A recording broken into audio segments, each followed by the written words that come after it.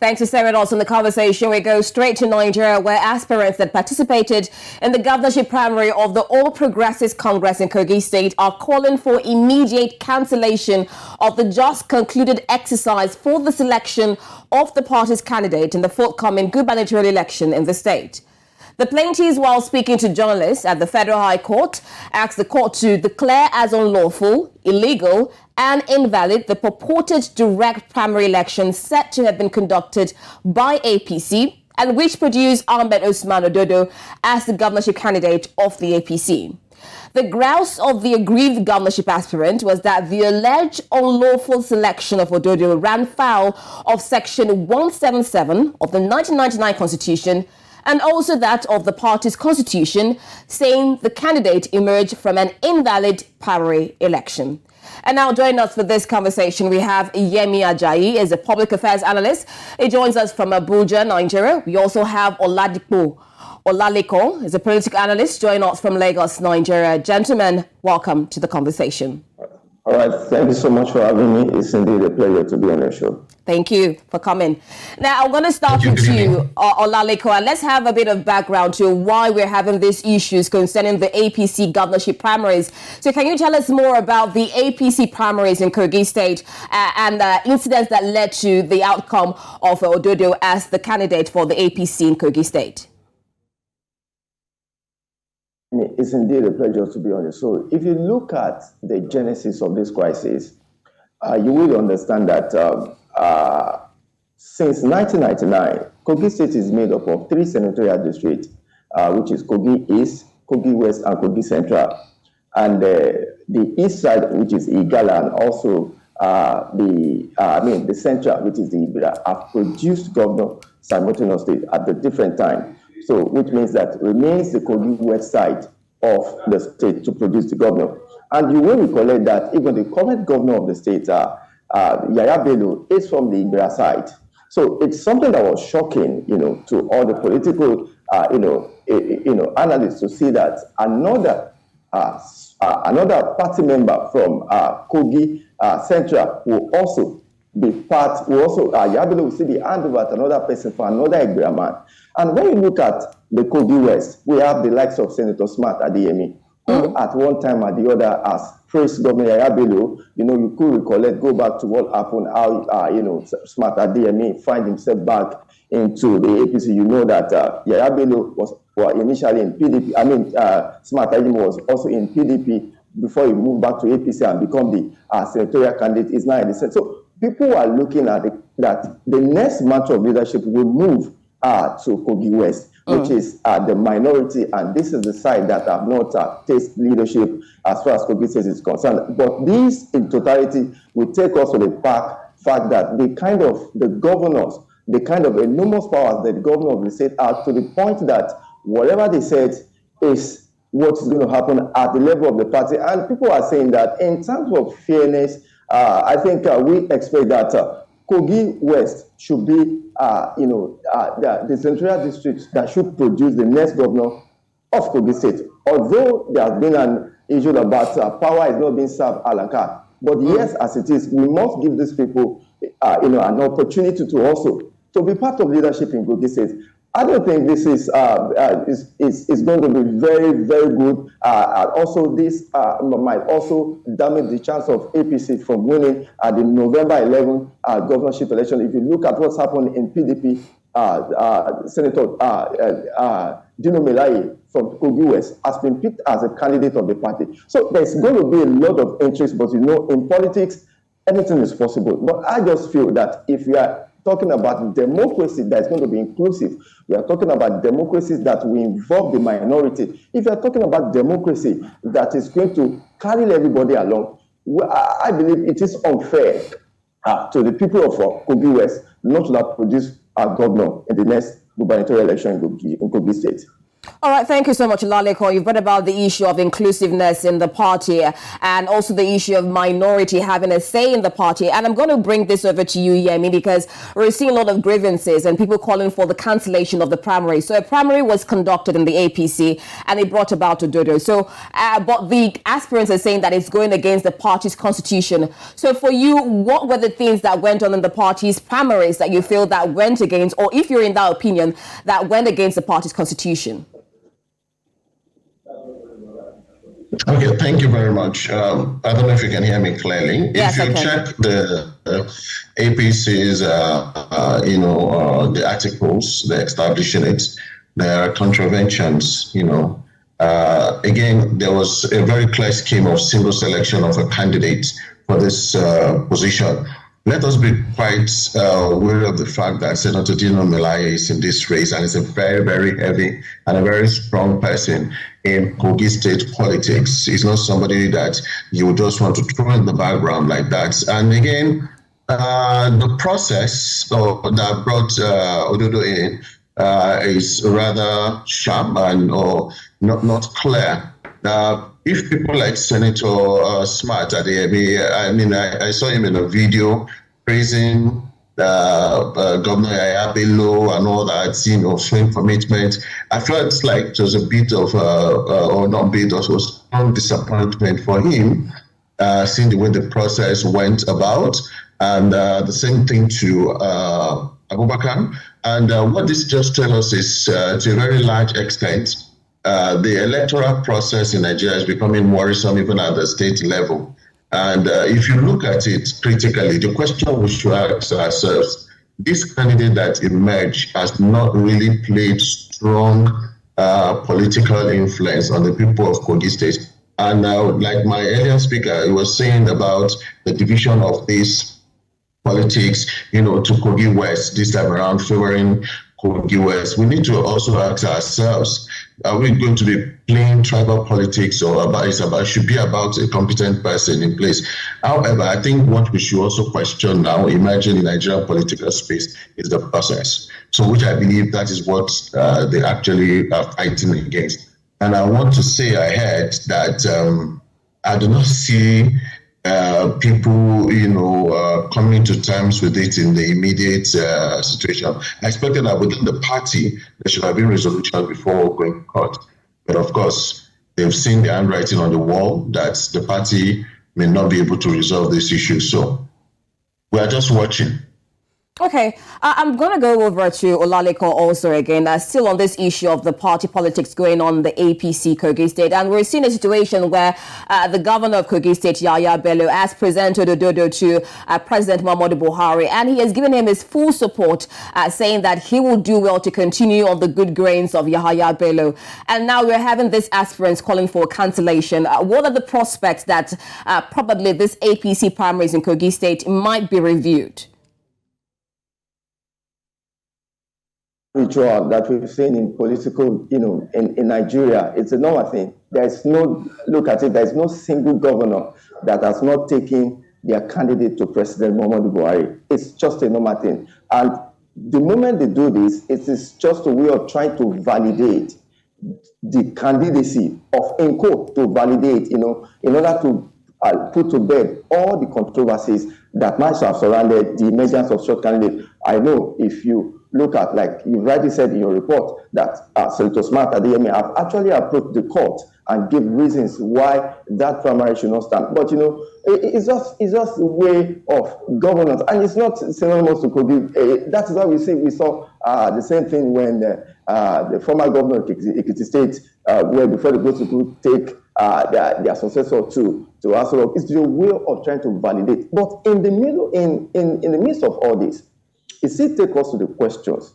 of the valid question political analysts and political scientists have been talking about: the power of the governors vis-a-vis the president in Nigeria. The power is so enormous to the point that even political actors, when they study the body language, before even they do it, they tell you where the excellency is going. They want to see where the governor is going, and wherever the governor is going is where everybody will drove to. And when you look at it, try to ask this governor, what are the criteria that you went, that, what are the criteria, what are the metrics that you use in picking your successor, I tell you, competency might not be part of it.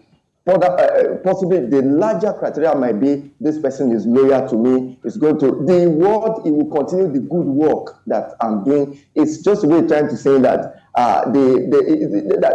it's going to be the business as usual. And I think this is not too good for our democracy, because the reasons why we have a certain term that a person will serve, either as a governor, as a president, is to allow a fresh idea to come on board, to bring new set of skills. But with the kind of politics we've seen in Nigeria, that a governor can single-handedly choose who become his successor, it's just like just like what we can call just a rubber stamp. We just continue with the flow. I don't think it's a good one for our democracy, and it still tell us that we still have a long way to go as far as democratic process is concerned in Nigeria. Yemi, do you also have the same feeling that it's just about favoritism from the governor of Kogi State, Yaya Bello? And how popular do you see him among party members? Is it just these particular people who are contesting the primaries, or is the general opinion of party members in APC? The general opinion of party members, and the earlier speaker rightly put it, unfortunately, we run a system in Nigeria where we want continuity of what is bad, presumed to be bad. What should be the power of the governor should rather be to have someone better than him. But let me tell you, watch back since the time of Obasanjo, let me go far back as that.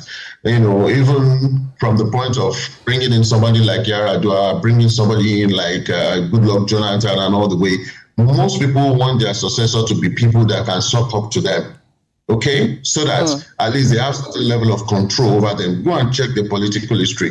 Even as far as, advanced states that we can call in Nigeria here, I don't want to mention names. They take those candidates there, being people that have been loyal to them, being people that cannot, come against them to say something they have done wrong while they were in governance. And I tell you, if there's a switch of power, that is when we can actually feel the fresh air, that we need to see in governance. Without that, every incumbent governor, while they are going out, they want to get in a successor.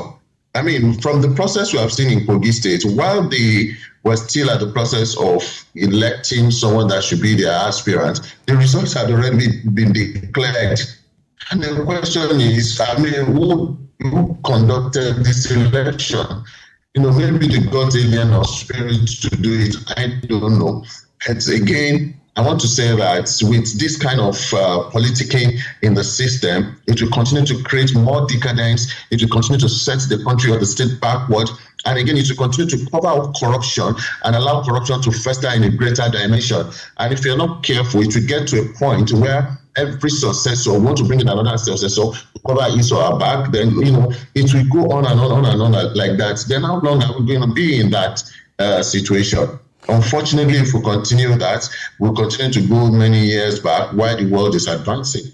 Now, Yemi, I'd like to stay with you for a while, and I wonder how this might affect the chances of the APC in the November 11 elections, because it's not far away. We have the elections in about a month's time. For the APC in the state, how will this affect the party's performance? If you ask me for my own about their performance, I will tell you that APC in Kogi State is threatened. That's the truth. Because the house divided against itself is already falling. We've seen the other party where Senator Dino Melaye is coming out.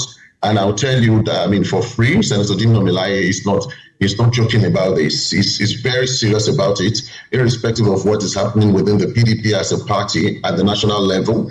At the state level in Kogi State, there is high coordination, there's very strong administration within them, and they are very strong about this. So if APC is not careful, they may be losing the state where, they will keep fighting amongst themselves. And if there are infighting, the next thing is you start seeing people defecting, you start seeing people playing anti-party political games. And of course, before you know what is happening, the entire system may be threatened for APC, and that may give advantage to the PDP. Now, those are just assumptions. Those are just cards we're playing on the table.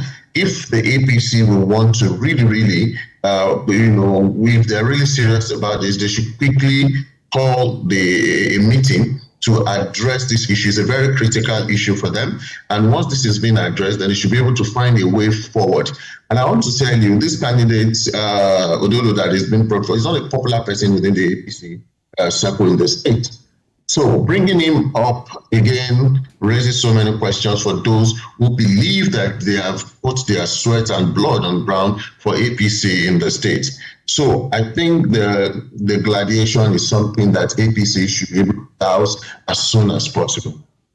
And for you, Olaleko, do you think that the opposition is strong enough to topple the APC? And what can you say about, Yaya Bello has been the governor of Kogi State for quite a while. I mean, what has been his performance record? Will it be strong enough to maintain the APC, or is the opposition strong enough to topple it with the situations we're having going on in APC with its candidates? Well, if you look at it from two angles here, look at the opposition, the main opposition, which is Senator Dino Melaye. Of course, you will agree with me. Dino Melaye has more popularity than, Usman Ododo. You can compare the popularity of, you can place Dino Melaye and Yaya Bello side by side, but not Usman Ododo. But, in politics, there's different angle to it. You don't even know what is going to happen. And if you recollect, in 2019, Yaya Bello has about 112, 764 about. The closer person that, that within his PDP that was there now, Musa Wada of the PDP. Looking from 2019 to this time, concerning the fact that there's been a lot of different angle, as at that time, Smart Adeyemi was also in PDP, but things are changing now. I hope that before they approach the general election in November, that Yaya Bello will be able to bring all the rank and file together, talk to them, and give them reasons why they need to come together and work for the growth of the party. Politicians always have a common ground. There's always a place where they will sit down, a place where they will negotiate and reach negotiation. Aside that happens, but if you look at it on the other hand, there's another angle of it. There's a new party coming up, that of Labour Party and SDP. You cannot take that away as well, because with the resurgence of Labour Party across Nigeria, and from what we see in the last general elections, don't think the Labour Party candidate also will be looking forward to spring up a surprises. So which means it might be like a 3-horse race, which means, and when you look at the dynamics of this, it might end up affecting one candidate. Also, the other candidate might also be, gain from that. But the most important thing is that PDP will be a very strong contender, and for the fact that Dino Melaye is somebody that is well popular, not only in Kogi State, but across Nigeria. I would have thought it's going to be a rematch of Smart Adeyemi and Dino Melaye. But the way it is, Usman Ododo, in terms of politics, I understand he was a former commissioner, auditor of local government, placing it side by side with Dino Melaye. Experience in national politics. He was one of the spokesperson to Atiku Abubakar campaign council, and with kind of a lot of influence. Of course, you might say you might say that there's still a lot of problems within the PDP. There's wicked factors there, which I believe that these factors will still come into play, because if PDP did not put their house in order, the likes of Wike might ended up supporting the candidate of APC. But in politics, anything is possible, and we can't actually say. You need to look at the figures. Who are the Kogi West? Who are they following? Who has the highest number of local government? Who can give them the highest number? These are metrics. These are things that will come into play. And now I think it is too early to call. But if you want to base it on performance or the image of Governor Yaya Bello, I don't think that will, no disrespect to the governor, I don't think the governor has done well to give his candidate an outright victory at the poll. There's a lot of factors that will come into play regarding that. And for you also, do you also feel the same way? I mean, has Yaya Bello and the APC, because we're in a situation, looking at the presidential elections, we're seeing a different trend. You talked about the Labour Party. We're also seeing a situation where APC is not as popular as it used to be among the people. So looking at the trajectory in Kogi State, what are your opinions on that? Yeah, thank you very much. I visited Kogi State earlier this year. I went on, I'll call it like my own political education, to find out some little things. And I'll tell you that, one, don't underestimate what Yaya Bello can do, okay? Yaya Bello is someone that I believe if he wants to get something, he would do all his best to get it. So we may be playing politics of uncertainty here, okay? But leaving it to bare knowledge and, critical political analysis, Yaya Bello, from perception, my own opinion, from the perception and feelers in the state, is not having that kind of strong impression on people in the state. As such, any candidate he presents must be candidate with a very, very strong political brand in the state. So to say, the Labour Party is springing up again, like Lagos said, spring up a surprise, because there is a tilt, there is a kind of shift in people's mindset to even the issue of PDP and APC. But again, let's go back to the person of Senator Dino Melaye. Senator, if truly the APC in Kogi State wants to have the state, they must bring up someone that has the ability to match the popularity and political strength. And who is that? Of Senator Dino Melaye. Sorry to cut you short there, because we're far out of time. Who is that candidate for you? The candidate strong enough? I think Smart Adeyemi. Smart Adeyemi. I think Senator Smart Adeyemi. Senator Smart Adeyemi has shown his credibility even while he's within the chamber, and he has shown his influence, his capability, and what he's made up of. And again, if somebody that plays side by side with Senator Dino Melaye, and we can say that let us expect a gameplay, really. All right. Otherwise. Okay, well, we'll see how things pan out. For now, we're still having Usman Ododo as the APC candidate. Will the primaries be cancelled? Will a new APC candidate in Kogi State emerge before the November 11 governorship elections? We wait to see. Thank you so much, Yemi Ajayi and Oladipo Olalekon, for joining us on this conversation. Thank you. Thank you. This is where we'll draw the curtains for today's edition of The Conversation. I am Rita Almordia. Till next week, bye-bye.